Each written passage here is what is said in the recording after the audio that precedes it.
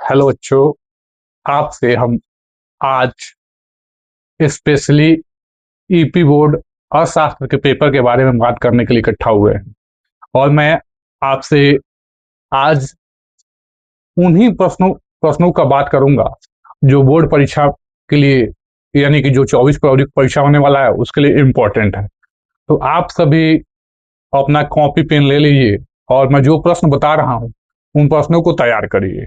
और मैं एक एक प्रश्न बताऊंगा, उन प्रश्नों का इंपॉर्टेंस इतना ज्यादा है कि यदि आप उन पर वे प्रश्न तैयार करके जाते हैं तो बोर्ड परीक्षा में आपको इन्हीं इन्हीं जगहों से, यानी जो मैं क्वेश्चन बताऊंगा वही प्रश्न आपको देखने को मिलेंगे।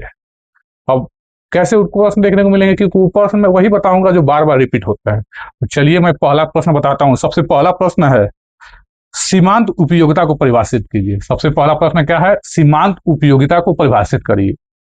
सेकेंड क्वेश्चन है, उत्पत्ति ह्रास नियम का कथन लिखिए। उत्पत्ति ह्रास नियम का कथन लिखिए।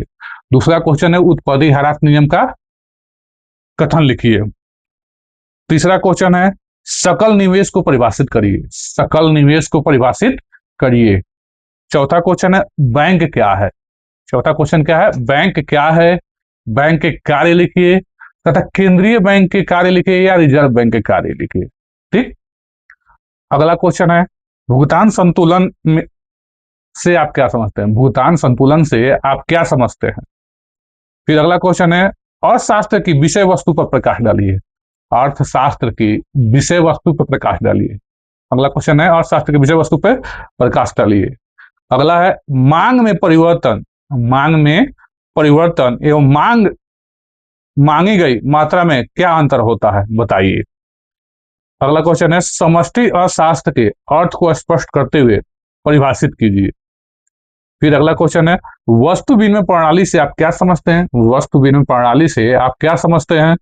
इसके दोषों का वर्णन करिए। इसके दोषों का वर्णन करिए। फिर अगला क्वेश्चन है, उत्पत्ति ह्रास नियम की रेखा चित्र की सहायता से स्पष्ट व्याख्या कीजिए।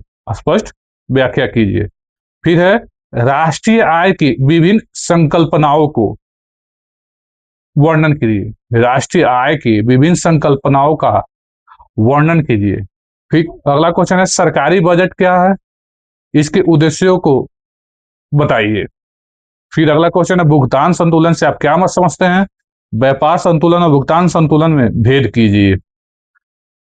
तो अभी मैंने आपको जिन प्रश्नों को बताया उन प्रश्नों को आप तैयार करिए और आप अच्छे से इन प्रश्नों को इन 2 दिनों में इतना अच्छे से तैयार कर लीजिए कि आपका अर्थशास्त्र का पेपर बहुत ही बेहतरीन जाए। और इसका एक ही तरीका है कि मैं जो प्रश्न बता रहा हूं उन प्रश्नों को आप अच्छे से समझिए और उन प्रश्नों को याद करिए और बार बार लिखिए। जितनी बार आप उन प्रश्नों को लिखेंगे उतना ही आपका कंसेप्ट मजबूत होगा और बोर्ड परीक्षा में आप अच्छे से लिख के आएंगे। यदि आप उन प्रश्नों को अच्छे से नहीं समझते हैं, नहीं याद करते हैं, तो आप बोर्ड परीक्षा में अच्छा बिल्कुल नहीं कर पाएंगे। तो आपको बोर्ड परीक्षा में 90+ स्कोर करना है तो मेरे बताए गए प्रश्नों को बार बार याद करिए, बार बार लिखिए, ताकि 24 तारीख का पेपर आपका बेस्ट जाए। मेरी आपको सभी को शुभकामना है। जय हिंद, जय भारत।